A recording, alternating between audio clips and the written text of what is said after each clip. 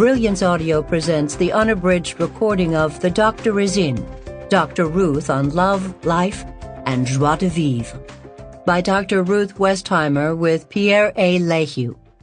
Performed by Laural Merlington.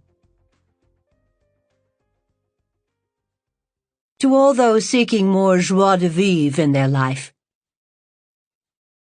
Two are better than one because there is a good reward for their labor. Kohelet Ecclesiastes, chapter 4, verse 9. Prologue. The BBC assembled a series of documentaries called Extraordinary Women that recently aired around the world, including on many PBS stations in the United States. Each was an hour long, and among the featured women were Indira Gandhi, Grace Kelly, Coco Chanel, Agatha Christie, Audrey Hepburn, Josephine Baker, and me, Dr. Ruth Westheimer. I was very honored to have been included, especially because I was the only one who was still alive. I might not have agreed if I'd known that fact ahead of time, as I might have thought maybe they knew something about my future that I didn't. I don't know the particulars of why they chose me, but I guess my life story is one that is rather dramatic, as it's been quite a roller coaster ride.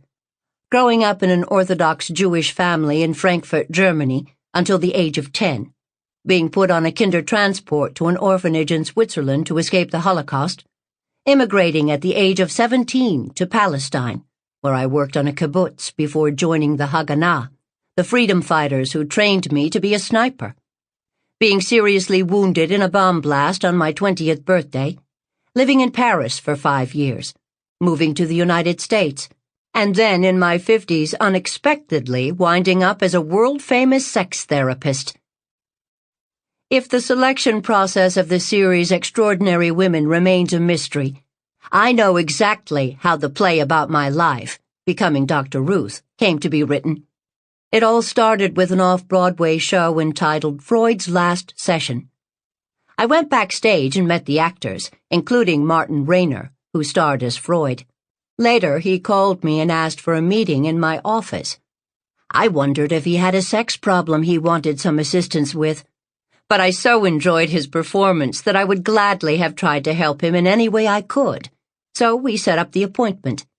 He came to my office, we chatted a bit, and then he brought up the topic that he'd actually come to see me about. Dr. Ruth, you haven't met the playwright of Freud, Mark said. Sample complete. Ready to continue?